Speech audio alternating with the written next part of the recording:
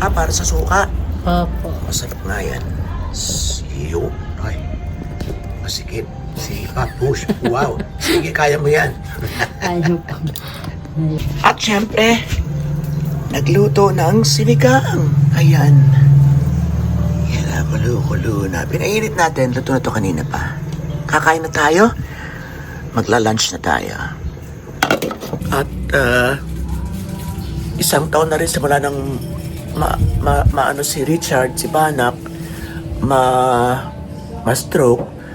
So, dadalawin natin ngayon. Lagi naman natin siya dinadalaw. Pero dadalawin natin siya ngayon at yun, bigyan pugay natin ang kanyang pagiging mabuting kaibigan sa atin sa araw na ito.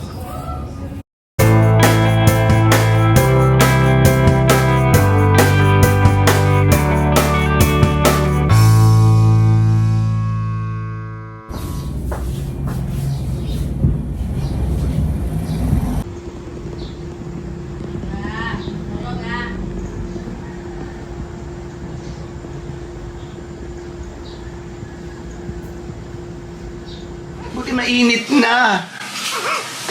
Ah! Sino? Ay! Kunjing! Gusto niya!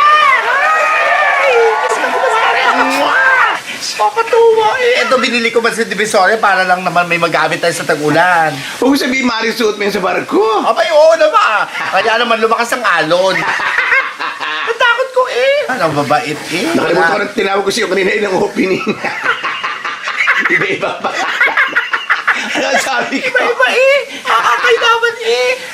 Preaching. Okay, aring preaching.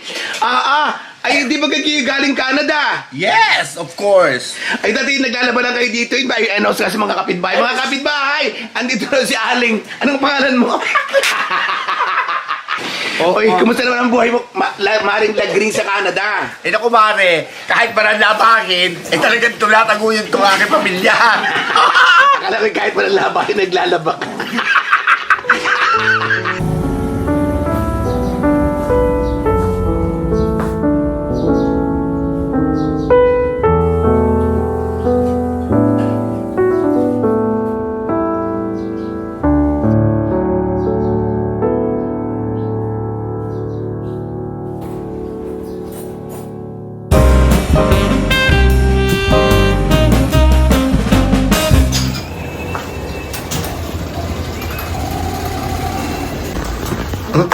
Ano bang year mo na? Third day lang. Music college ka na next year? Oo nga naman. Papasa ka daw.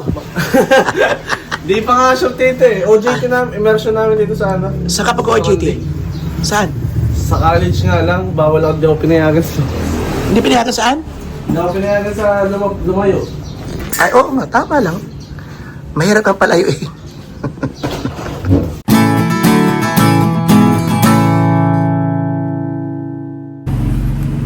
Ay, nako. Basta sa nakit, maingay dito. Talagang tabi-tabi tayo ng karsada.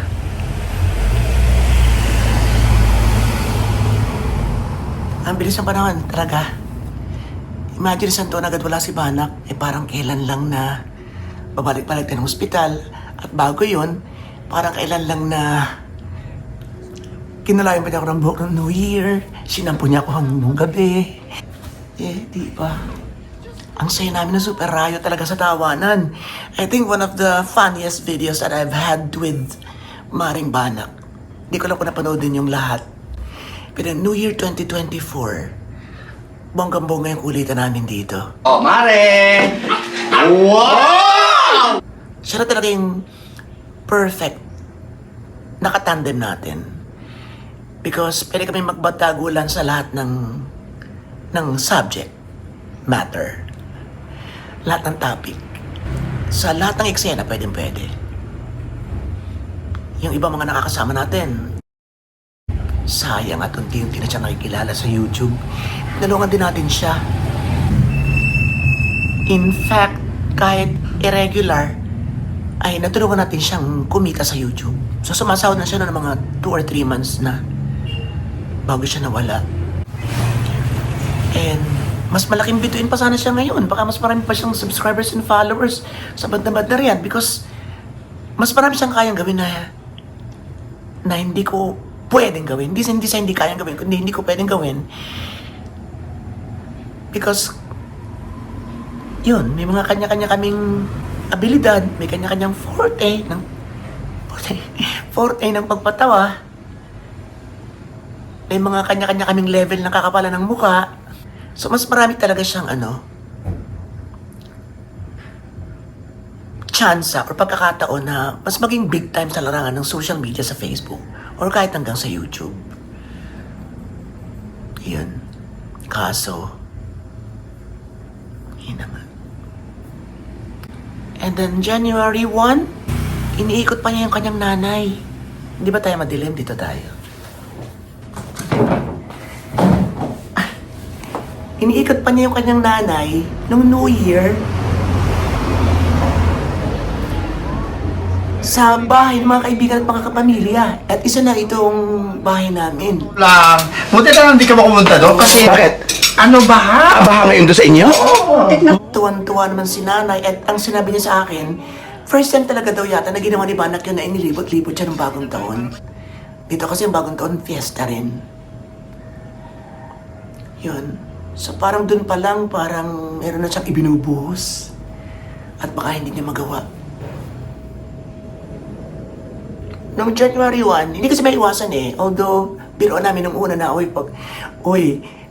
tayo matatakot sa ganun. Kasi may nawala kami kaibigan or something na ganyan. Na sana magpakita o mga ganun. Ako naman, sa ng isang taon na yun, walang pagpapakita si Banak or pagpaparamdam. Pero noong January 1, parang medyo... Sabi ko, buti na sigurado. Yung pamangkin ko talaga pauwi na, sabi ko, hindi, stay ka dito. Yun, na parang hati, parang di ka naniniwala na may mga spirito pang babalik or kalungat, babalik or mga ghost. Pero at the same time, nandun yung natatakot ka na baka nga merong magpakita or something like that. Pangkaraniwan naman siguro sa atin yun. Yun, wala. And then, as in wala talaga. Kahit sa panaginip, hindi niya ako dinadalaw. Parang once lang, na parang comedy pa. So, nung talaga na siya, iba na yung niya, ibang saya. Medyo malungkot. Although nakangiti, alam mo malungkot, pinag-Santa Claus ko pa siya noong January 1, di ba? Pag-alis ng nanay niya. And then, umikot kami para magbigay pa. Sabi ko, tinatamad ako mag-Santa Claus, ikaw kaya? So, yun. Matamlay siya. And then, January 2, nung siya na-stroke. Dito siya natulog noong January 1. Kaya, memorable talaga itong sofa. And then, yun. Parang may lakad daw siya. Umaga pala, nagkasabi na may lakad siya. Tapos hindi ka raw siya nakatulog. Muli ko lang ulitin para sa hindi nakapanood kung ano ba talaga na gumising ako ng alas 2. Mulat. Nag-cellphone, alas 4. Mulat ka cellphone. Tinatanong ko siya, nakatulog naman daw na siya. Nakatulog na raw siya. Then alas 6 ulit paggising ko, gising pa rin. And then, mga bandang 1, ang alis na naman daw, hindi na naman tumuloy. Parang mabigat siguro ang pakilasa, mabigat ang katawan. Ganun na nga siguro yung gano'n na may nararamdaman na hindi mo nagkasabi. Hinaya siguro humingi sa amin at saka sa mga kapamilya na humingi ng tulong at humingi ng financial assistance. In case na hindi na nga maganda pakiramdam niya at gusto niya magpadala sa ospital. Kasi syempre andun yung hiya, andun yung takot na baka walang, diba? Alas 3 sabi, okay, alis siya. And then, alas 5, may tumatawag sa akin kung saan siya inabot na hindi raw makatayo. Mahina ang mga patas, masakit daw ang ulo. At dadalhin na raw nila sa ospital. Yun, so sumunod daw ako. And then habang nasa tricycle sila, nagbibisa ko, habang nasa tricycle, tuloy mga video calls ulit. May mga dumarating na video calls. And nahagip siya ng camera. Kaya lang parang ito lang mata lang. Video call, so syempre, hindi mo na na-save, hindi mo na naisip na i-save or something. Na, yun ang mga huli niya sinabi na natatakot ako. Dito, Obed, natatakot ako. Yun.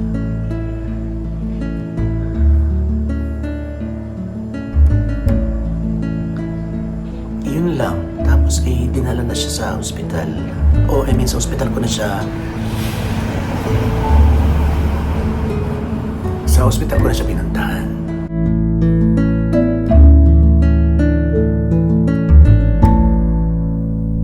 So yung nakakalungkot lang na kung kailan nawala siya, saka naman may mga opportunities. Yung kaibigan namin, natutulungan siya. Pag nanalo bilang konsyal, number 1. Na alam ko naman na bibigyan talaga siya ng pagkakataon makapagkumita, makapagtrabaho, or something kung saan man pwedeng ilagay. Inaasahan din ni Banak yun. And then kung kailan nawala siya, saka may tumawag sa akin, naghahanap ng hairstylist sa kanyang bagong bukas na parlor or salon. Wala na siya.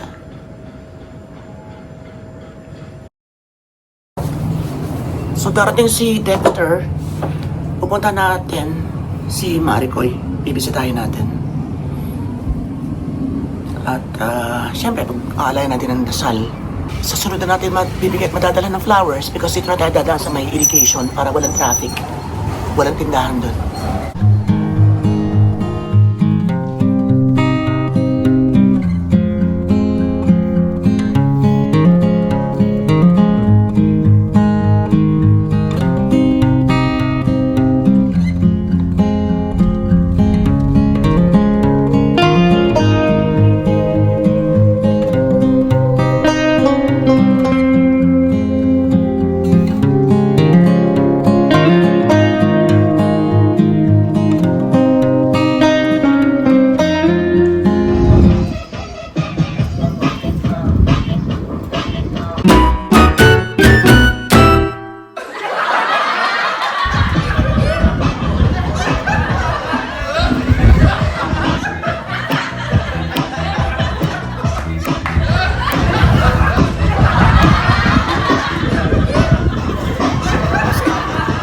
Pasensya na, napaindak ako.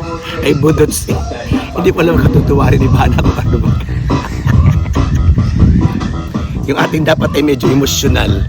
Ay, napabudots bigla eh. Musical tuloy. Aba, napabudots bigla eh. Paano pasensya na?